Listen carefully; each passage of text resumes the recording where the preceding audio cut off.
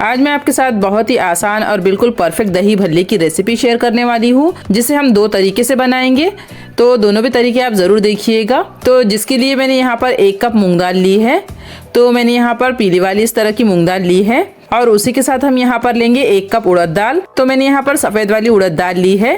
दोनों भी मैंने 1-1 कप करके लिया है। आप चाहे तो मूंग दाल की क्वांटिटी कम भी कर सकते हैं, लेकिन इस तरह से बनाएंगे तो दही भल्ले बिल्कुल मुँह में घुल जाने वाले बनेंगे। तो पानी डालकर इसे हमें अच्छे से मसलते हुए धो लेना है। अच्छे से दालों को धोएंगे ताकि इसमें बिल्कुल भी स्मेल ना रहे, क्योंकि अगर हम दालों को अच्छे से नहीं धोएंगे तो जो वड़े हैं उसमें हल्की हल्की स्मेल आने लगती है दालों की। तो इसके लिए इसे मसलते हुए अच्छे से 3 से 4 बार हम धो लेंगे।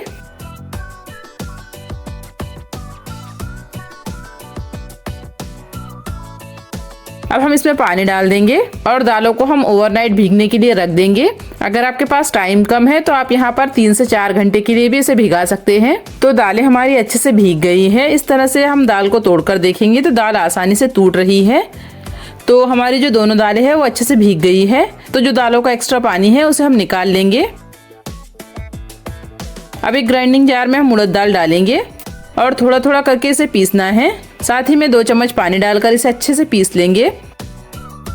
तो दाल को हमें हल्का दरदरा पीसना है, जैसा कि बारीक वाली सूजी होती है उसी तरह से पीसना है। इस तरह से आप थोड़ा सा हाथ में लेकर इसे चेक कर सकते हैं। हल्का दरदरा टेक्सचर चाहिए। इसी के साथ हम मूंग दाल को भी पीस लेंगे। तो मूंग दाल में मैंने पानी भी नहीं डाला है, क्योंकि मूंग दाल बहुत ज़्यादा भीग जाती है। तो इसे बिना पानी के ही मैंने पीस लिया है। तो ज़रूरत पड़ने पर ही पानी डालें और इसे हम अच्छे से हाथ से फेंटेंगे। तो लगभग 20 से 25 मिनट के लिए हमें इसे फेंटना है। जितने अच्छे से हम इसे फेंटेंगे उतने ही सॉफ्ट हमारे दही भल्ले बनेंगे और बिल्कुल बैटर हमारा हल्का हो जाना चाहिए।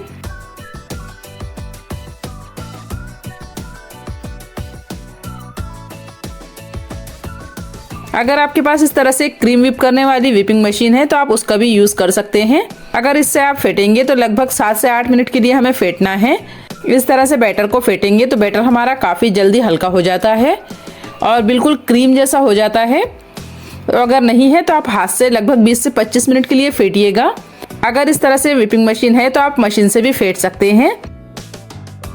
हाथ से फेंटेंगे तो 20 से 25 मिनट फेंटिएगा और मशीन से फेंटेंगे तो 7 से 8 मिनट तक फेंटना है। तो हमने बैटर को अच्छे से फेंट लिया है लगभग 7 से 8 मिनट के लिए। अब हमारा जो बैटर है वो बिल्कुल हल्का सा हो गया है। तो इसे हम चेक कर लेंगे। तो मैंने एक कटोरी में पानी लिया है। हाथ में थोड़ा सा पानी लगाकर बैटर को इसमें डालेंगे।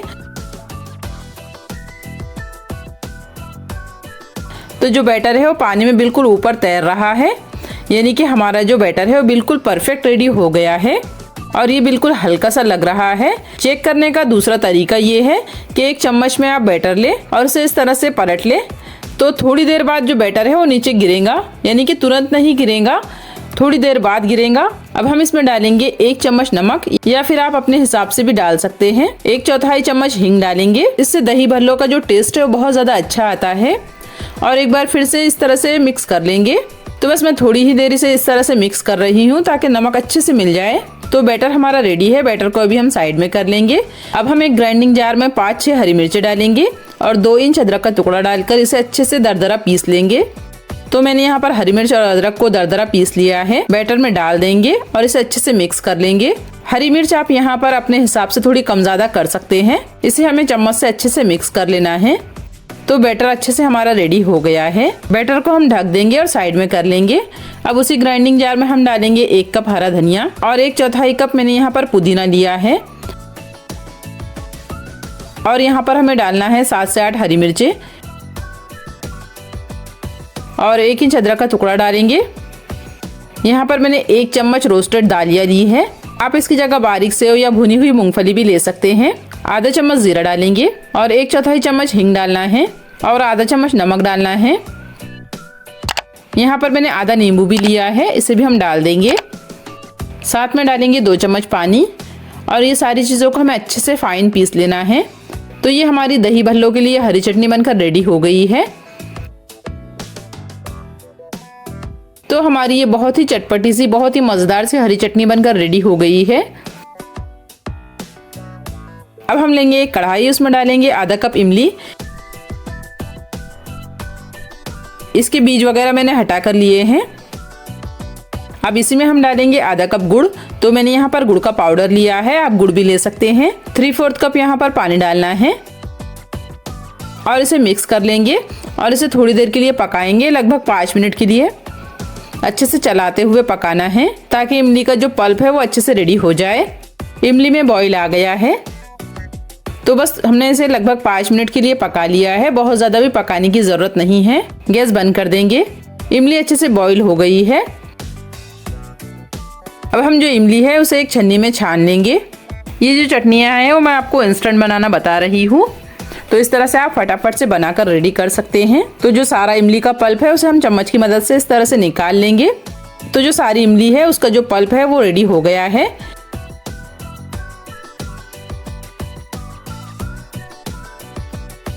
थोड़ा सा पानी डालकर मैंने इमली को फिर से इसमें छान लिया है। अब हम इमली के पल्प में आधा चम्मच काला नमक डालेंगे, आधा चम्मच लाल मिर्च पाउडर डालना है, आधा चम्मच ही हम यहाँ पर जीरा पाउडर और काली मिर्च का पाउडर डालेंगे। जीरे को मैंने भून लिया है, साथ में काली मिर्च को भी पीस लिया है।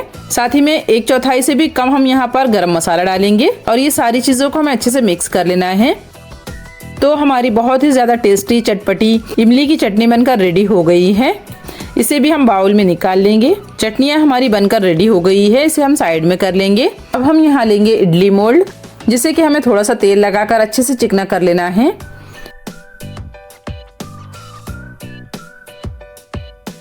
अब हम यहाँ लेंगे बैटर। तो बैटर को हम एक दूसरे बाउल में डालेंगे। अब हम इस बैटर में डालेंगे आधा चम्मच इनो फ्रूट सॉल्ट और इसे अच्छे से मिक्स कर लेंगे। इससे हमारा जो बैटर है वो काफ़ी ज़्यादा हल्का हो जाएगा। आप चाहे तो पूरे बैटर में भी इनो डाल सकते हैं, मैंने सिर्फ इसी वाले बैटर में डाला है। तो आज हम 2 तरीके से बना रहे हैं, इसके लिए मैंने इसी में डाला है। तो इसे मैंने अच्छे से मिक्स कर लिया है। अब हम यहाँ पर हाथ में थोड़ा सा पानी लगाएंगे और बैटर लेंगे।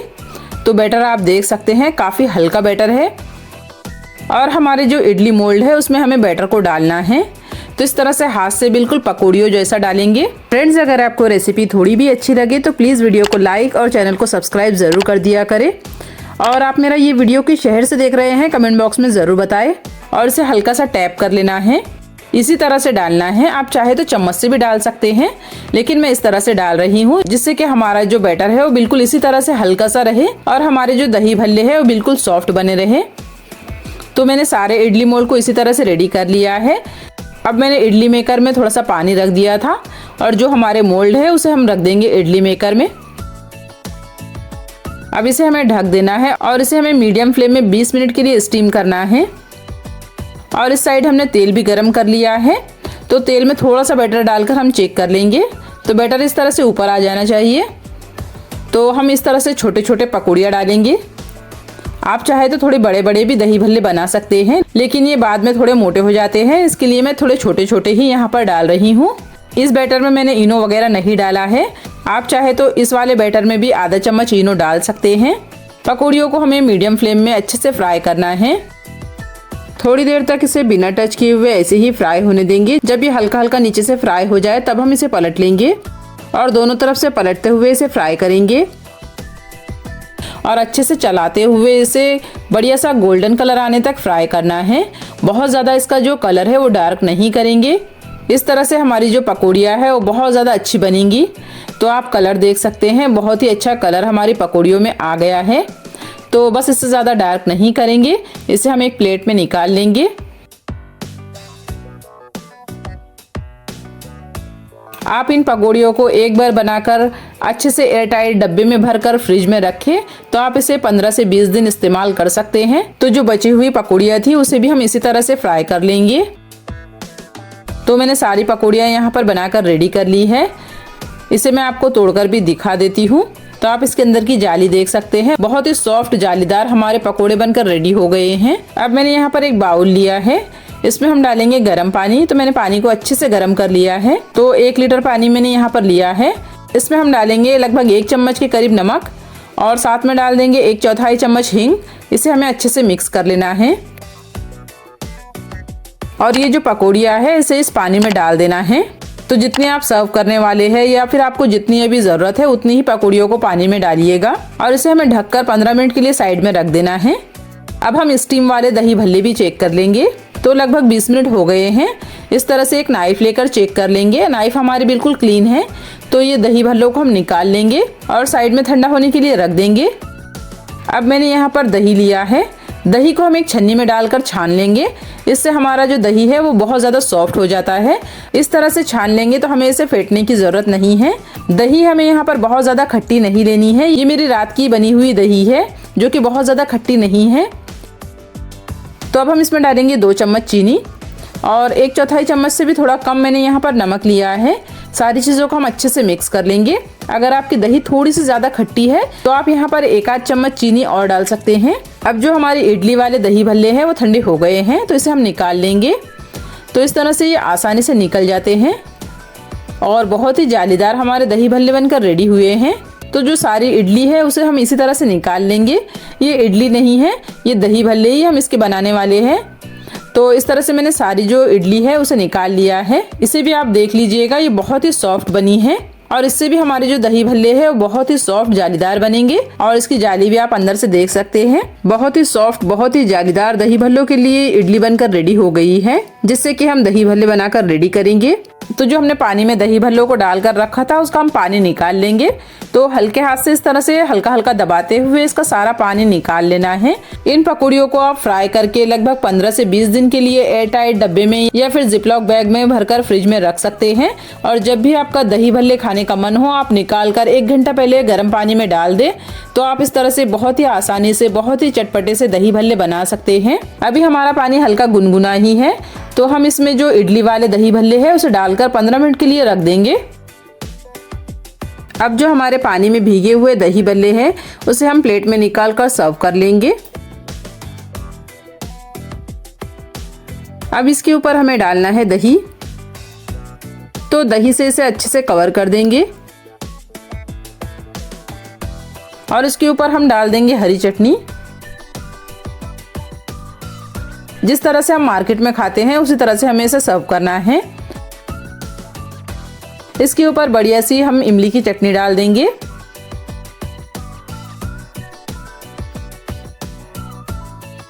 मैंने यहाँ पर भुना पिसा जीरा लिया है तो जीरा पाउडर हमें यहाँ पर डाल देना है। साथ ही में थोड़े से चिली फ्लेक्स डाल देंगे जिससे कि हमारे दही भल्ले बहुत ज़्यादा अच्छे लगते हैं।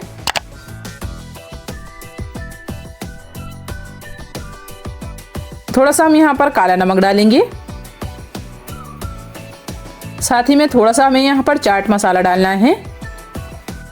तो हमारे बहुत ही टेस्टी, बहुत ही बढ़िया से दही भल्ले बनकर रेडी हो गए हैं। अब हम ये जो इडली वाले दही भल्ले हैं उसे भी रेडी कर लेंगे। तो इसका भी जो सारा एक्स्ट्रा पानी है उसे हमें निकाल लेना है और इसे भी हम प्लेट में डाल देंगे। इसके ऊपर भी हम दही डाल देंगे।